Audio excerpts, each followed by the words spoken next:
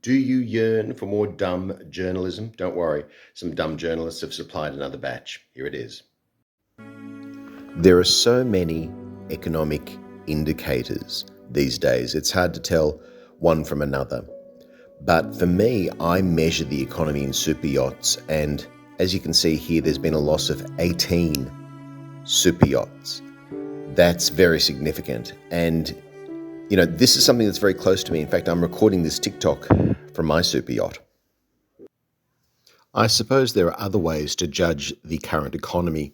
Another would be looking at this Wall Street Journal article where they had the audacity to say, to save money, skip breakfast. Yes, I know, Gabrielle, it's a story about the rising price of breakfast ingredients. But the deliberate, provocative, clickbaity headline.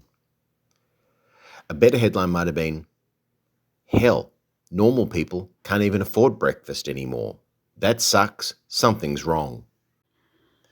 I know I keep saying this, but it bears repeating. In a lot of ways, famous people, billionaires, prime ministers, they're a lot like us. In fact, the Telegraph agrees, proving that Prime Minister Rishi Sunak of the United Kingdom is a lot like us. He's a total sweet tooth. Anyway, that's great for the PM millionaire, husband of billionaire, to be revealing how much he has in common, in this case with Mexicans, but not the diabetes. The greatest gift of all, though, is not bringing back Diet Coke from Mexico. It's love. That's why this story made me so goddamn sad. This, of course, counterbalanced the caddy golfer separation sadness I was experiencing when the ABC ran a story about how a, quote, retail worker in Argentina became a fan of one of their biggest stars. It's heartwarming and cross-promotional. As I've displayed in previous TikToks, I love finding out how very specific groups of people live. The New York Times ran that story on tall people. Well, this is a story about how actors find housing when they're filming out of town.